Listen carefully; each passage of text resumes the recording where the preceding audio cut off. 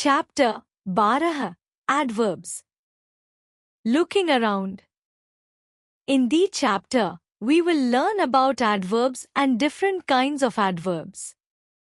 इस अध्याय में हम क्रिया विशेषण adverbs और उनके विभिन्न प्रकारों के बारे में जानेंगे.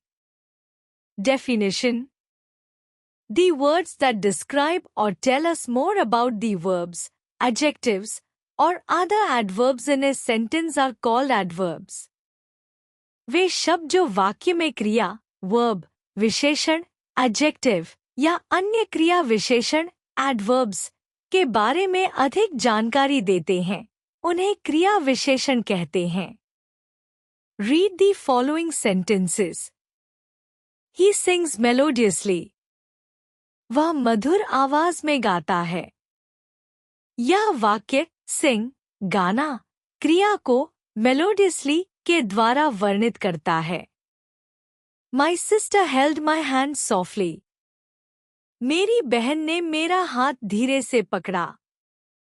यह वाक्य held, पकड़ा, क्रिया को softly, धीरे से के द्वारा व्यक्त करता है. This woman is quite pretty. यह महिला काफी सुंदर है. इस वाक्य में quite, काफी, शब्द pretty, सुंदर, विशेषण को वर्णित करता है.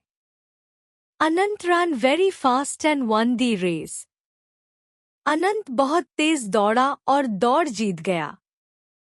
यहाँ very, बहुत, शब्द fast, तेज, क्रिया विशेषण को और अधिक बल देता है. In the above sentences, the words melodiously, softly, very, and quite describe the verb sing and held, adjective pretty, and an adverb fast, respectively. ऊपर दिए गए वाक्यों में melodiously, softly, very और quite शब्द क्रमशः sing और held क्रिया, pretty विशेषण और fast क्रिया विशेषण का वर्णन करते हैं.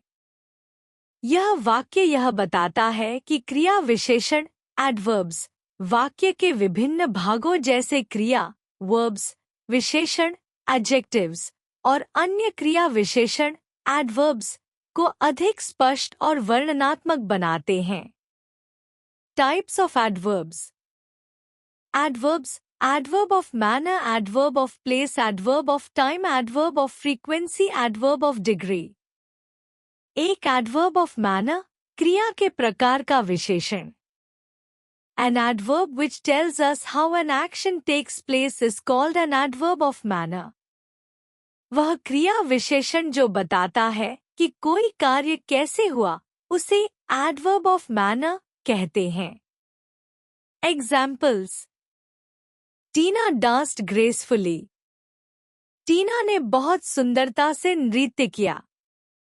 यह danced, नृत्य किया, क्रिया को gracefully, सुंदरता से, के माध्यम से वर्णित करता है. Pankaj answered the question correctly. Pankaj ने प्रश्न का सही उत्तर दिया. यहाँ correctly, सही ढंग से, शब्द answered क्रिया को व्यक्त करता है. She passed the exam easily. उसने परीक्षा आसानी से पास कर ली. यह वाक्य easily, आसानी से, के माध्यम से क्रिया past को और स्पष्ट करता है. The sun is shining brightly. सूरज चमकदार रूप से चमक रहा है.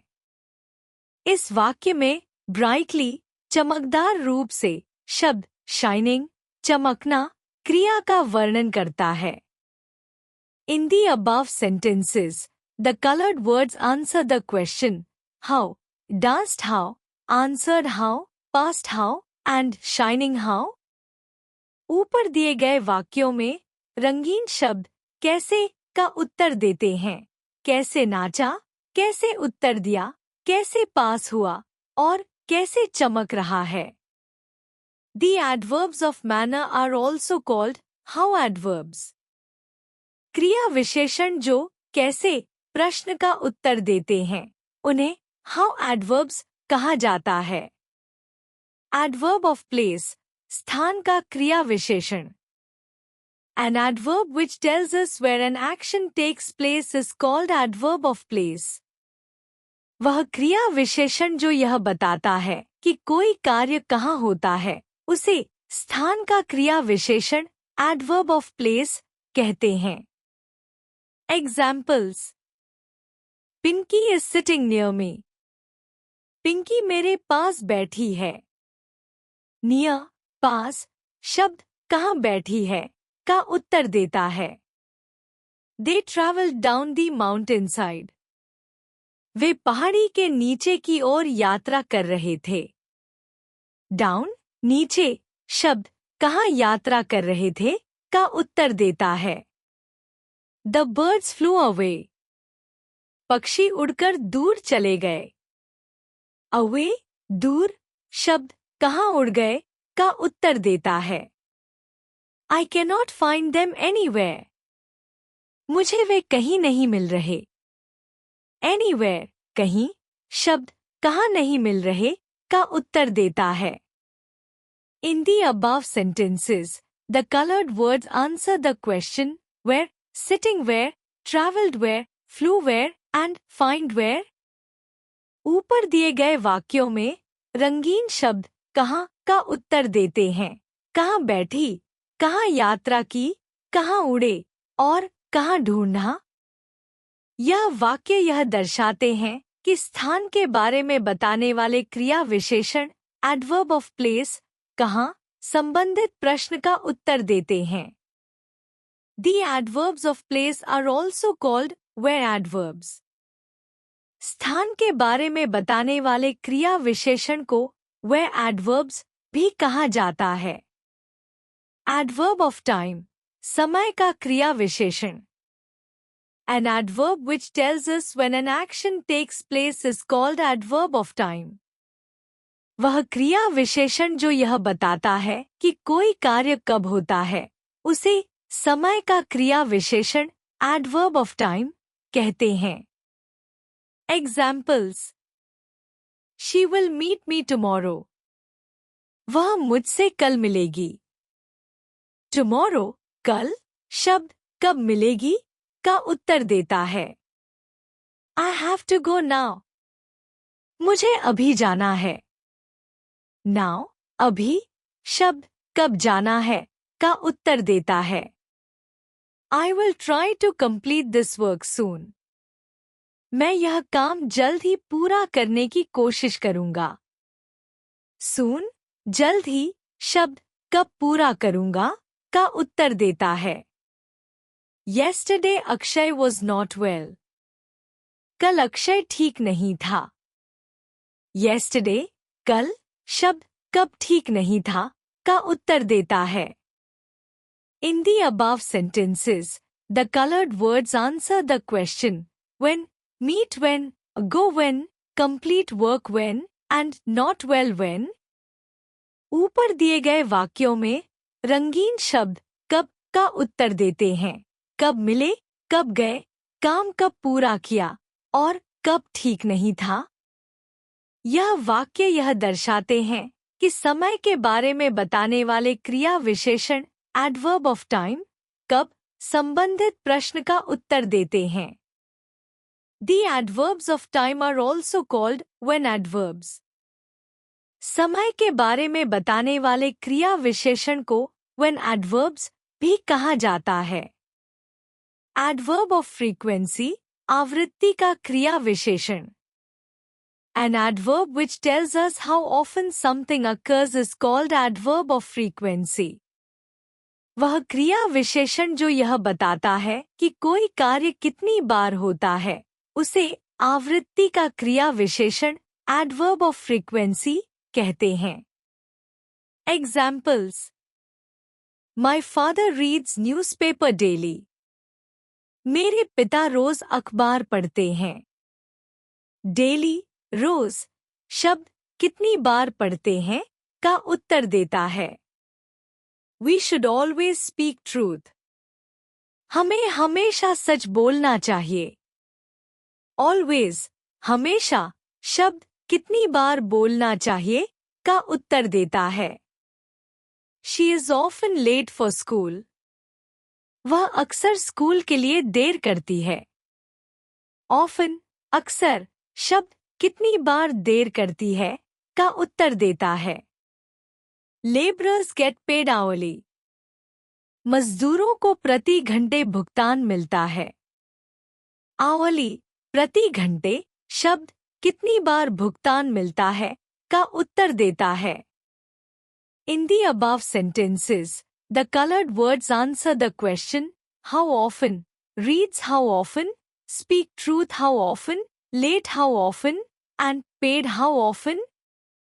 ऊपर दिए गए वाक्यों में रंगीन शब्द कितनी बार का उत्तर देते हैं, कितनी बार पढ़ते हैं, सच कितनी बार बोलते हैं, कितनी बार देर करते हैं और कितनी बार भुगतान होता है। यह वाक्य यह दर्शाते हैं कि आवृत्ति के बारे में बताने वाले क्रिया विशेषण एडवर्ब ऑफ फ्रीक्वेंसी कितनी बार संबंधित प्रश्न का उत्तर देते हैं। The adverbs of frequency are also called how often adverbs. आवृत्ति के बारे में बताने वाले क्रिया विशेषण को how often adverbs भी कहा जाता है।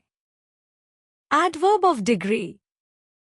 An adverb which tells us how much or to what extent the action has been done is called adverb of degree. वह क्रिया विशेषण जो यह बताता है कि कार्य कितना या किस हद तक किया गया है, उसे adverb of degree कहते हैं। Examples. He has almost finished his work. उसने लगभग अपना काम पूरा कर लिया है। Almost, लगभग, शब्द काम कितना पूरा हुआ का उत्तर देता है। The butter has completely melted. मक्खन पूरी तरह पिघल गया है। Completely, पूरी तरह, शब्द कितना पिघला का उत्तर देता है। कमल is very excited. कमल बहुत उत्साहित है। Very, बहुत, शब्द कितना उत्साहित का उत्तर देता है। This cake is absolutely wonderful. यह केक पूरी तरह से अद्भुत है। Absolutely, पूरी तरह से, शब्द कितना अद्भुत का उत्तर देता है। In the above sentences, the colored words answer the question how much work, how much has melted, how much excited, and how much is wonderful. ऊपर दिए गए वाक्यों में रंगीन शब्द कितना का उत्तर देते हैं। काम कितना, कितना पिघला, कितना उत्साहित और कितना अद्भुत। The adverbs of degree are also called how much adverbs. Adverb of degree को how much adverbs भी कहा जाता है। निष्कर्ष, इस अध्याय में हम क्रिया विशेषण adverbs और उनके प्रकारों के बारे में सीखते हैं। क्रिया विशेषण वे शब्द होते हैं जो क्रिया विशेषण या अन्य क्रिया विशेषण के बारे में अधिक जानकारी प्रदान करते हैं। ये शब्द हमें यह बताते हैं कि क्रिया कैसे, कब, कहाँ, कितनी बार और कितने हद तक हो रही है। क्रिया विशेषण के प्रकार।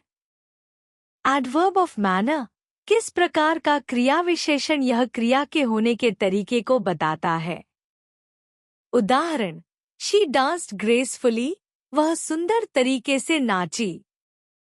एडवर्ब ऑफ प्लेस, कहाँ का क्रिया विशेषण यह क्रिया के होने स्थान को दर्शाता है। उदाहरण, Pinky is sitting near me, Pinky मेरे पास बैठी है। एडवर्ब ऑफ टाइम, कब का क्रिया विशेषण यह क्रिया के होने समय को बताता है। उदाहरण, आई विल गो नाउ, मैं अभी जाऊंगा।